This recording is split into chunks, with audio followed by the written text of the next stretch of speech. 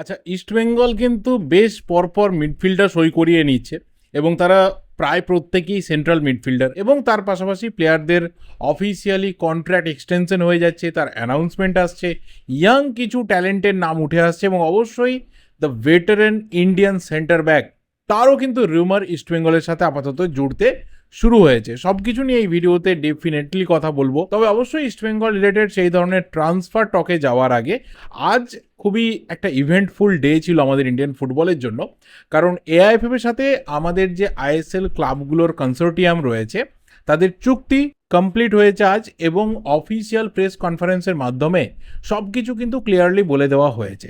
শুরুতে সেই বিষয়ে ছোট করে একটু আলোচনা হয়ে যাক। দেখো, প্রথম কথা হচ্ছে যে ক্লাব লেড যে মডেল সাবমিট হয়েছিল সেটাই কিন্তু ফাইনালি অ্যাপ্রুভড হয়েছে এবং সেটা অ্যাকসেপ্টেড হয়ে আজকে অফিসিয়ালি তার ঘোষণা হয়েছে। এআইএফএফ এর যে দায়িত্ব থাকছে এবং ক্লাবগুলোর যে দায়িত্ব থাকছে সেটাও কিন্তু ভাগ হয়েছে। এআইএফএফ শুধুমাত্র গভর্নেন্সকে হ্যান্ডেল করবে, রেফারিং, ইন্টিগ্রিটি এবং অ্যান্টি ডোপিং, মানে ন্যাচারালি যেগুলো ফুটবলের সাথে জড়িত খুব ইম্পর্টেন্ট ম্যাটার সেইগুলোকে হ্যান্ডেল করবে এআইএফএফ। তাদের কন্ট্রোল কিন্তু থাকছে, তবে ফুল কন্ট্রোল থাকছে না। বলতে গেলে মেজর যে কন্ট্রোল সেই কন্ট্রোল কিন্তু আইএসএল ক্লাবগুলোর কাছে থাকছে। তারা স্পন্সরশিপ ম্যানেজ করবে, তারা ব্রডকাস্টিং ম্যানেজ করবে এবং ওভারঅল যে কমার্শিয়াল অপারেশনস হবে, অর্থাৎ ডে টু ডে যে আইএসএল এর অপারেশনস চলবে, অ্যাডভার্টাইজমেন্ট থেকে শুরু করে এভরিথিং, সেগুলো কিন্তু যে ক্লাব জোট রয়েছে, 14টি আইএসএল ক্লাবের যে জোট রয়েছে বা আগামী দিনে এই জোটের মেম্বার ডেফিনেটলি বাড়বে, তাদের হাতে কিন্তু থাকছে। তো মেজর যে দায়িত্বগুলো সেইগুলো আইএসএল ক্লাবগুলো তারা কন্টিনিউ করবে এবং সেটা কোথাও আমার মনে হয় যে ক্লাবরা নিজেদের যতটা ম্যাক্সিমাম ভালো করা যায় সেই বেসিসেই কিন্তু সিদ্ধান্ত নেবে এবং সেইভাবেই পথ চলবে। 4 বছরের একটা ইনিশিয়াল এগ্রিমেন্ট হয়েছে, তবে এখানে একটা লুপ হোল রয়েছে। লুপ হোলটা হচ্ছে যে 2 বছর পর কিন্তু ক্লাবরা তারা এই চুক্তি ছেড়ে বেরিয়ে যেতে পারে এবং এই 4 বছরের মধ্যে প্রথম বছর 1.1 crore এবং তারপর আস্তে আস্তে এই অ্যামাউন্টটা বাড়বে, যেটা এআইএফএফ প্রত্যেকটা ক্লাবের থেকে পাবে এবং তার সাথে গোটা সিজনের যে টোটাল রেভিনিউ হবে সেই রেভিনিউর 10% নেট প্রফিট কিন্তু পাবে। গ্রস প্রফিট না, নেট প্রফিট কিন্তু পাবে। সো দেখতে গেলে একদিক থেকে এআইএফএফ এর কিন্তু বেশ ভালোই লাভ হবে, লসের কোনো জায়গা নেই। দায়িত্ব কম কিন্তু রেভিনিউটা যথেষ্ট পরিমাণে ভালো এবং ক্লাবগুলোর থেকেও টাকা পাবে এবং সেটা ফিক্সড রেট নয়, সেটা কিন্তু প্রতি বছর বাড়বে।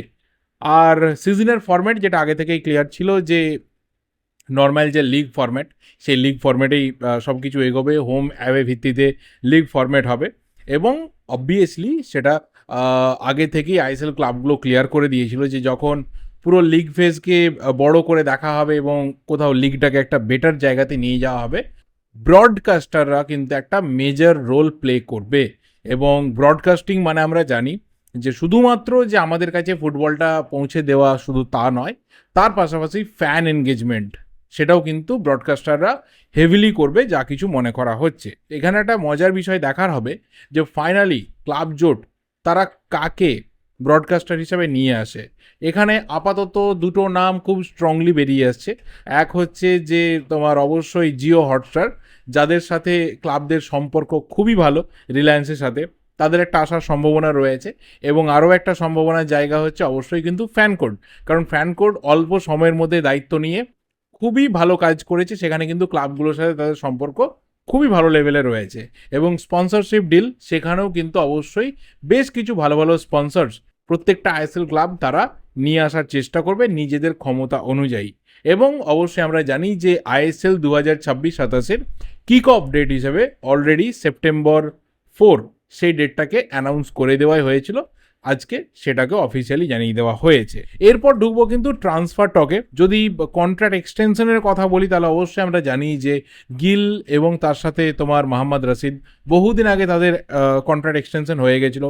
রিসেন্ট হয়েছে যেটা, সেটা হচ্ছে লালচুং নুঙ্গার কন্ট্রাক্ট কিন্তু 2 বছরের জন্য এক্সটেনশন হয়েছে। আর প্রত্যেকের সাথেই কিন্তু যেটা হয়েছে সেটা হচ্ছে যে ইন্ডিয়ান প্লেয়ারদের সাথে 2 বছর করে কন্ট্রাক্ট হয়েছে, মানে যারা এক্সিস্টিং ছিল তাদের সাথেও 2 বছর করেই কিন্তু কন্ট্রাক্ট হয়েছে এবং যারা নতুন আসছে তাদের সাথে বেশিরভাগের সাথেই কিন্তু 2 বছরেরই কন্ট্রাক্ট হচ্ছে এবং সেখানে 1 বছরের একটা অপশনাল ডিল থাকছে, যদিও এটা প্রাইমারিলি 2 বছরের ডিল।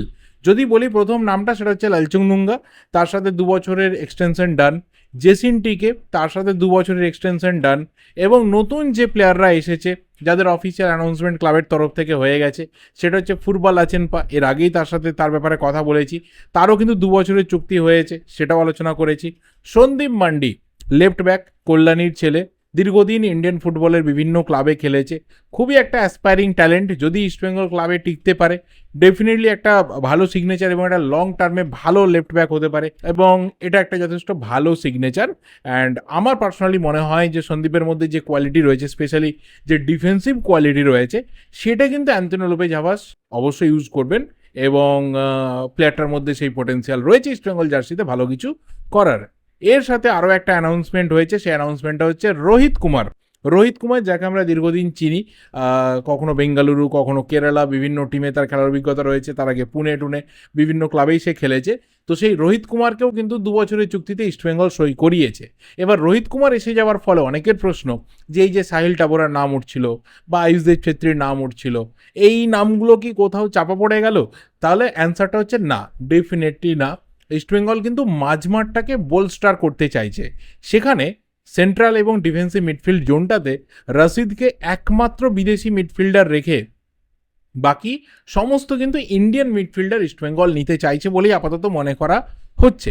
কারণ দানি রামিরেজ এসে গেছে, যে অ্যাটাকিং মিডফিল্ডও খেলতে পারে, কিছুটা সেন্ট্রাল মিডফিল্ডেও ড্রপ ডাউন করে আসতে পারে। তো এখানে আর একজন আননেসেসারি সেন্ট্রাল মিডফিল্ডার দরকার নেই, যেটা কিন্তু আগের সিজনে ছিল। সাউল ক্রেসপো, মোহাম্মদ রাশিদ এবং মিগুয়েল ফিগুয়েরা ছিল। সেই জায়গাটাতে ইন্ডিয়ান মিডফিল্ডার যত বেশি পরিমাণে থাকবে, তত বেশি পরিমাণে কিন্তু হাবাসের হাতে অপশনসও থাকবে। তো অবশ্যই সাহিল টাবোরা বা আয়ুষদেব ছেত্রী বা লাল ইন্ডিয়ানা নামতে কারোরই কিন্তু ট্রান্সফারের পরবর্তী যে গতিবিধি, সেটাকে এখনই ক্যান্সেল আউট করে দেওয়া যাচ্ছে না। তাদের কিন্তু অবশ্যই চান্স রয়েছে ইস্টবেঙ্গলে ভবিষ্যতে সই করার। এবার যে প্লেয়ারের নাম হঠাৎ করে ইস্টবেঙ্গলের অন্দরে গুনগুন করে ভেসে উঠেছে, সেটা হচ্ছে এফসি গোয়ার defender, Indian veteran Sandesh Jhingan. দেখো, সন্দেশ ঝিঙ্গান একটা আপাতত ইস্টবেঙ্গলের নিরিখে যদি বলি, তাহলে এটা একটা ড্রিম সিগনেচার হতে পারে ইস্টবেঙ্গলের জন্য। কেন?